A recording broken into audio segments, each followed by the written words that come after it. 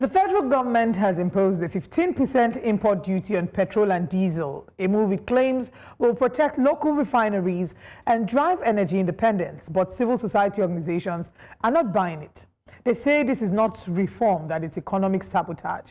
The question is this strategic industrial policy or a monopolistic power grab? Is the government shielding local production or shielding a refinery monopoly? And most importantly, who bears the brunt of this policy? Join us this morning for this very important discussion is Professor Emeritus of Petroleum Economics, Professor Wunmi Iledare. A warm welcome to you, sir, and thank you so much for joining us on Breakfast Central this morning. Good morning, ladies and gentlemen. Thank you for inviting me. Thank you. Now, Prof, let's get straight into it. The 15% levy is expected to raise fuel prices by nearly 100 naira per litre in a country already grappling with inflation and subsidy removal fallout. Is this not economic cruelty disguised as policy? Should this still be coming at this point in time? Very valid question.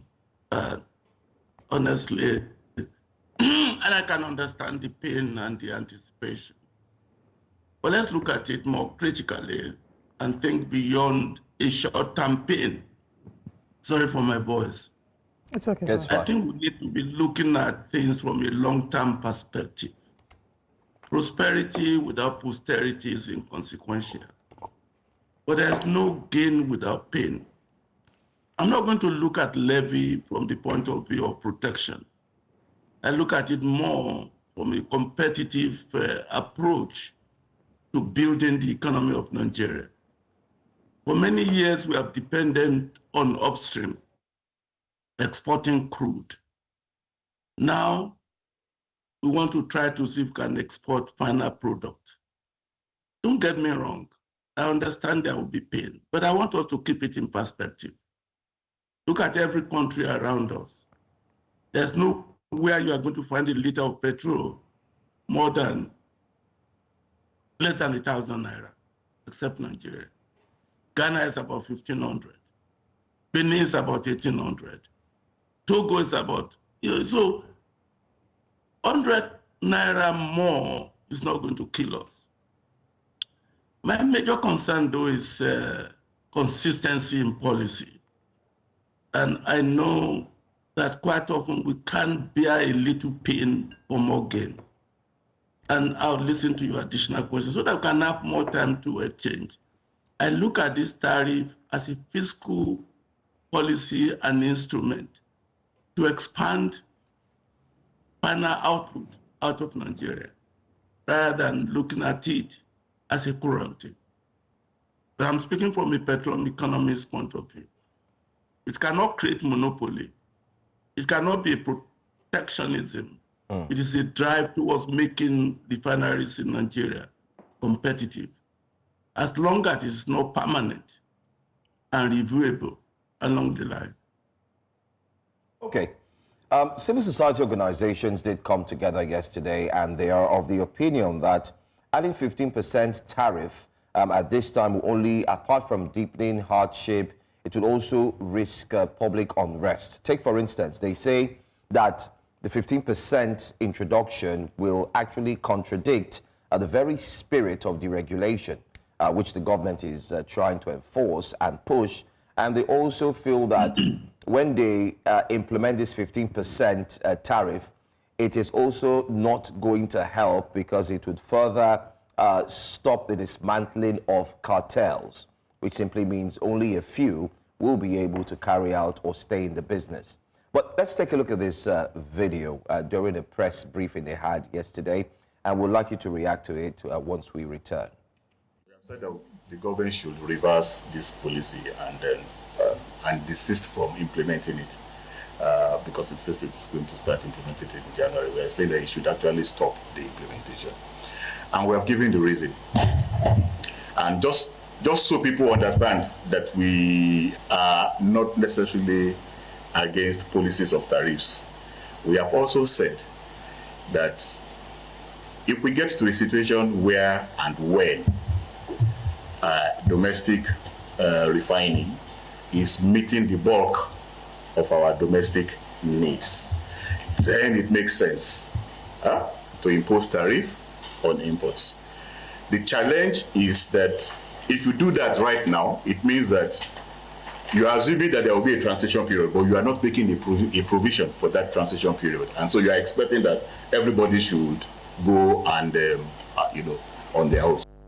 The government risks creating artificial scarcity, causing inflation, and undermining the regulation which was meant to open and not close the market. Our call today is straightforward. The federal government must suspend or reject the proposed tariff, expose and correct its economic, social, and ethical flaws, and educate the public on the dangers of monopolies in vital sectors like cement and food. Above all, it must promote transparency and fair competition to protect consumers, workers, and small businesses across our country. Okay, Prof, I'm sure you've heard of the fears mentioned there by the civil society organizations. What's your take on that? Well, thank you again. I do not have anything against the expression of fears. But then my major concern is the principle behind the fear. Let's look at monopoly. That's not true. You have an oligopoly market. You don't have a monopoly market. This is where government comes into play. If they are really afraid, they should target it to the government, not necessarily to the investors. And that has been the case with civil society and unions. It is your government that you need to hold to the table with respect to being consistent in policy. I'm more afraid of government failure and intervention that will make life difficult for people. But I'm not afraid for a government that wants to promote market for domestic expansion. I look at where we find ourselves today as a nation is because of union, thinking more about now than tomorrow. If we have deregulated the markets in 2012, Nigeria will not be where it is today. If we had moved away from dual exchange rate, Nigeria will not be where we are today. Listen, the law, which is the PIA, and I happen to be fortunate to have insight into it, has leverages against monopoly. That is the essence of the authority. I will wish that they understand that this is not a political move. It's about making sure that the future is guaranteed with energy access, energy affordability, energy sustainability, and energy adaptability. I call it also the drivers of 4 important aspects. You can't just pay attention to one without the other aspect. 1 is efficiency, 2 is equity, 3 is effectiveness, 4 is ethics. I want the civil society also to be ethical, to understand that asking for consumer surplus at the expense of producer surplus will not allow Nigeria to go to where it's supposed to be. If you do not have energy sustainability and availability, and you don't have intergenerational way of looking at energy supply, we will continue to be where we are. And I'm not saying that they don't have a point. Yes, the tariff, when it becomes effective, prices will go up. But in the long run, prices will come down if government is consistent. So what I suggest the civil society do is to understand why government is trying to do what they are doing. They are not protecting. They're trying to hold on in the transition so that there can be stability in the future. I'm not unmindful of the shock that the tariff may bring. That's going to be short run. Go and look at the price of oil. Whenever there's a shock, it comes down. Because shock is creating instability, but it's going to be for a while. I believe just the way we are surviving with the dual exchange rate remover and subsidy remover, we are not worse off compared to other countries around us when it comes to petroleum supply that are dependent too much on import, and exchange rate is what is actually driving the high petroleum product price around Nigeria. So I would suggest we engage the government to see how we can do border control, how we can ensure there's consistency, and now that this tariff, when the market stabilizes, will be removed. All over the world, people have used that. Even in Nigeria, you've done that. There was a time in Nigeria that you won't send people abroad for master's degree in certain courses.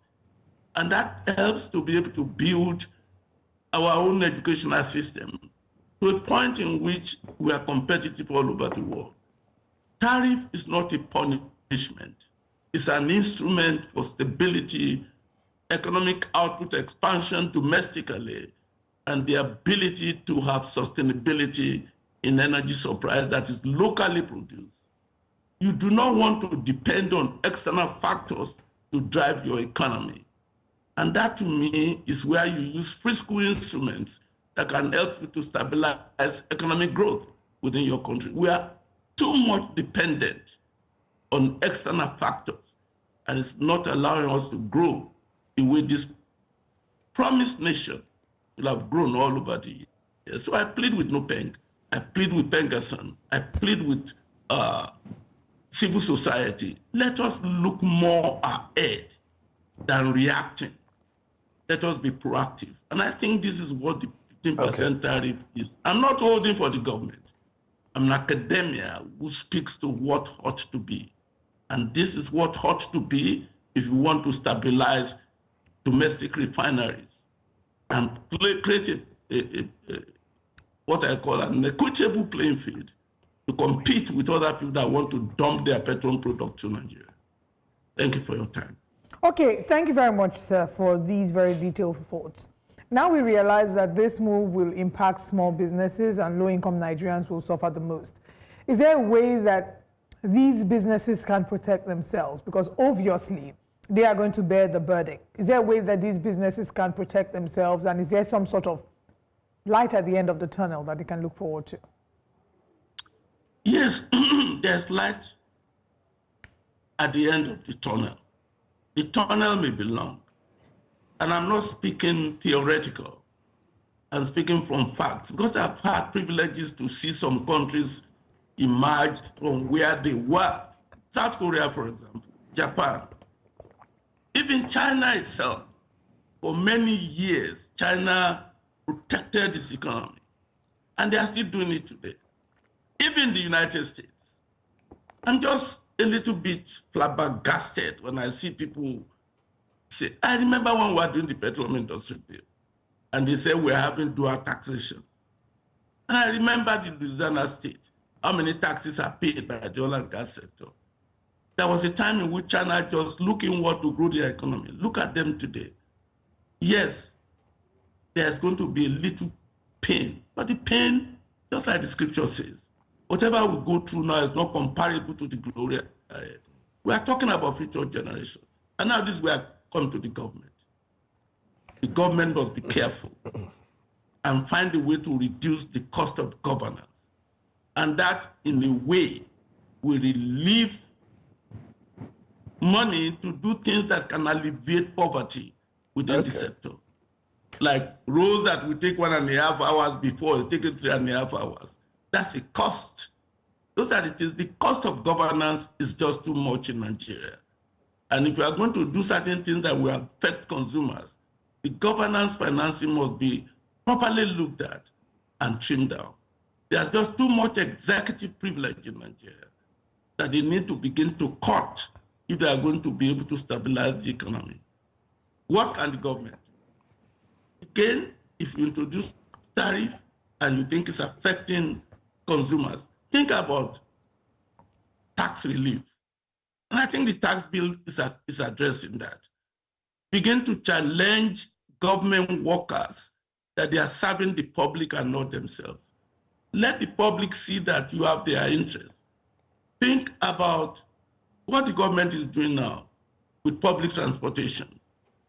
There are certain things you do, not direct subsidy of final product, but creating incentive to expand production. These are possible. Talk to your intellectuals. There are intellectual solutions to domestic problems, not political solution, if it's going to last. Begin to not look at your intellectual as hungry people. But they have the knowledge that you need to be able to help the society. Education is also important. Put your people out there to defend this tariff. Let them see the possibility that it can unleash. And we have done it before as a nation. But the key, we must avoid government failure. Because government failure can lead to disastrous consequences in the nation. And that's what we've seen. I'm glad you put the, Emeritus Professor, I'm glad you've put the caveat there that we must avoid government failure. Just before we wrap up this conversation, I do appreciate your optimistic point of view in saying that you see light at the end of the tunnel and that people should just endure this pain for a little while. You just talked about what the government must do, but for our listeners and our viewers watching us from across the world, if you could put a timeline and looking at it from an academic perspective to when they will begin to reap the benefits and see that light at the end of the tunnel, when things will come to fruition and, you know, when prices will begin to come down, how long should they endure for or plan for? All right, thank you very much. What you do as an academic is not to put a date, put a range. Unfortunately, I would have loved to predict, assuming the election is not coming quickly. Because the government now, what they are going to be doing is politics. And at the moment, they could come in with some consistency. But I remember saying here, the possibility when we thought the price of petrol would be 1,500 in Nigeria. Now we are still below 1,000.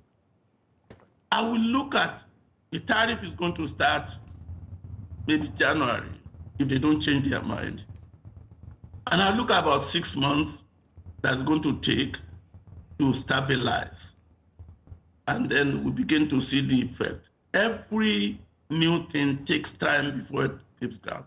I still believe at the rate at which we are going, if not because of the election of May 27, which again will allow the political behavior in which sentiment becomes more important, I will have seen us moving gradually. And by the time we get to 2027 January, which is going to be 1 year after, things will have taken place. Even with Dangote increasing its production, the only thing is that one policy is not enough. There must be backup. Policies are interrelated. So by January 2027, if not because of the election, because I can see politicians somersaulting and not do what they want to do, that has a long-lasting impact. So if we take politics out of it, that's why the economists will also say, other things being equal, this is what we can expect to happen. Any policy, if you give them 6 months, they will begin to find their ground as long as other things are equal. So I'm looking at, if we go on in 2026, this tariff implementation, and it is followed through with border control and government consistency, we are going to getting the positive impact within 12 months, if you allow me to put a range. instead of being exactly specific. Within 12 and the months. pain is not going to continue because now we don't see anybody queuing for petrol. I'm sure you know the benefit of that, people do not queue for petrol anymore because of subsidy removal. Well, that seems like a plus because people no longer queue, but the fear again is the price and the costs, the fluctuations, which has been erratic. Today it's 800 and something, tomorrow it's 920. Before you know, it's going back and forth and so on and so forth, which has caused a lot of instability in terms of movement planning and the cost of commuting from point A to point B. Well, on that note, I want to say thank you so much. We've had a very incisive conversation concerning this. I think the major concern now is you did mention politics, because of politics, and that should be the fear of every single Nigerian. Because of politics, which is especially the elections around the corner, this may inadvertently affect the progress that will be made or could be made, especially concerning Nigeria's oil and gas sector. But thank you so much, Professor. It's been a very nice one talking to you. Thank you for your time. Just give me 1 minute or 1 second. Go ahead, please. Price of petrol will fluctuate with the price of crude oil, and you don't determine it. So we need to get to understand the fundamentals. Anytime the price of crude goes up, the price of petroleum product will go up. So let's begin to understand that the fundamentals of economics work even in Nigeria, whether you like it or not. Absolutely. Absolutely, we get that. Thank you so much, Emeritus. Thank you so much. Professor. Thank you. Thank you. Thanks for your time. Anytime.